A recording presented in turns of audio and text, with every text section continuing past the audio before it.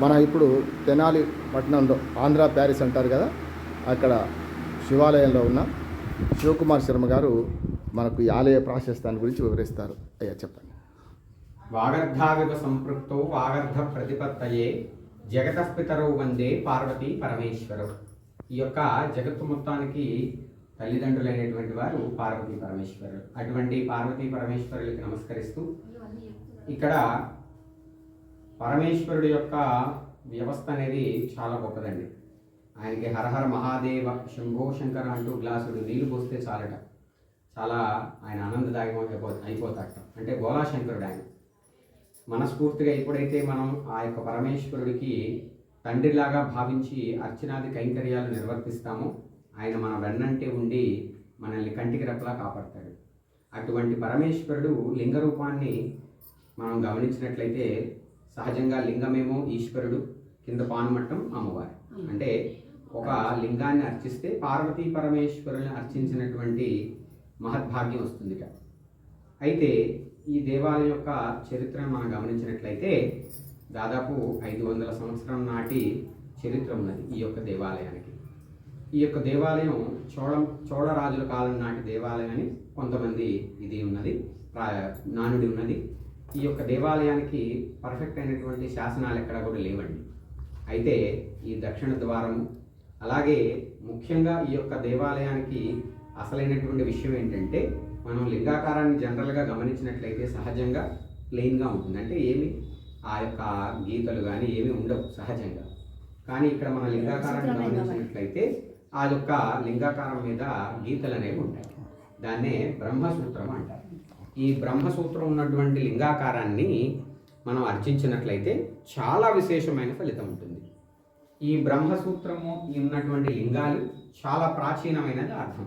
అంటే దాదాపు చోళరాజుల నాటి చరిత్ర ఉన్నదని దీన్ని మనం ఆ యొక్క బ్రహ్మసూత్రం ద్వారా చెప్పచ్చు. అంటే పూర్వం రోజుల్లోనే అలా బాగా పెట్టేవాళ్ళండి, ఆ లింగాకారాలను అలా ప్రతిష్ఠించేవారు. కానీ గత 100-150 సంవత్సరాల క్రితం ఆ యొక్క వ్యవస్థ అంతగా లేదు.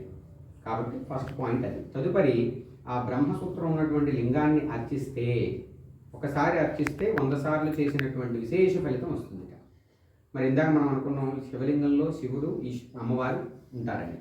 ఈ యొక్క బ్రహ్మసూత్రం ఉన్నటువంటి లింగాకారాన్ని అర్చిస్తే త్రిమూర్తుల్ని అర్చించిన ఫలితం. అంటే బ్రహ్మ విష్ణు మహేశ్వరులు కొలువు తీరై ఉంటారు. మరి ఆ బ్రహ్మసూత్రం ఎలా పనిచేస్తుంది అంటే, ఒక దేవాలయంలో మేజర్గా ఆ యొక్క విగ్రహానికి కింద యంత్రం ఉంటుందండి.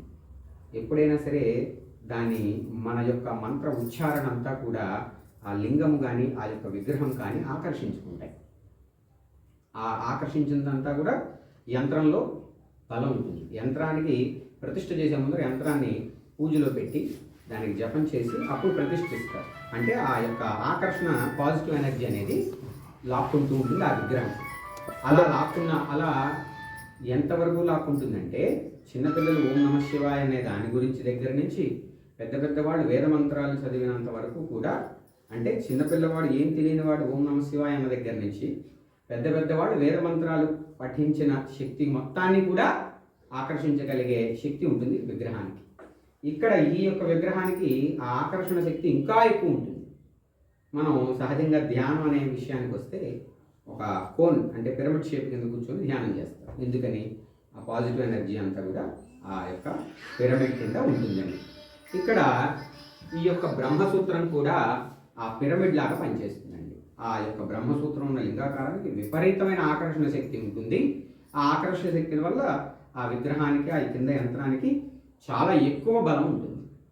ఎప్పుడైతే అంత బలం ఉన్నటువంటి ఆ విగ్రహానికి మనం అర్చనాది కైంకర్యాలు చేస్తే, ఒకసారి చేస్తే 100 సార్లు చేసిన విశేష ఫలితం వస్తుంది అన్నమాట. ఇది యొక్క దేవాలయం ప్రాశస్త్యం.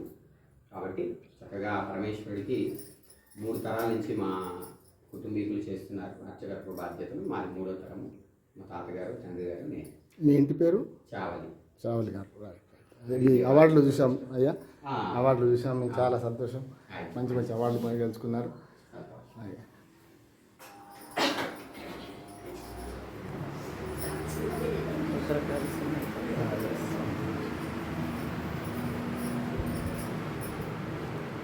తెనాలిలోని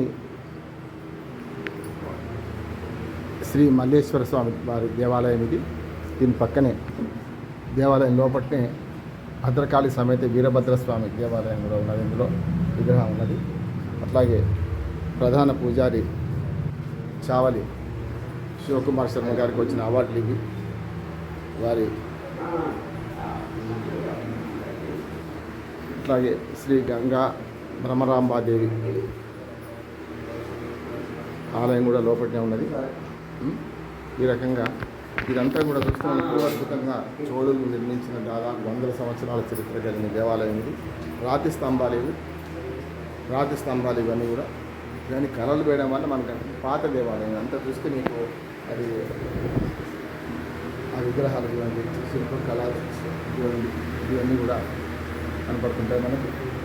కానీ దక్షిణ ద్వారం కూడా ఉంది దీనికి ప్రాశస్త్యం ఇది. ఈ దక్షిణ ద్వారం గుడి చుట్టూ ఒకసారి తిరిగి వద్దాం. మనం గుడి చుట్టూ చూస్తే మనకు ఇట్లా భక్తులందరూ వచ్చి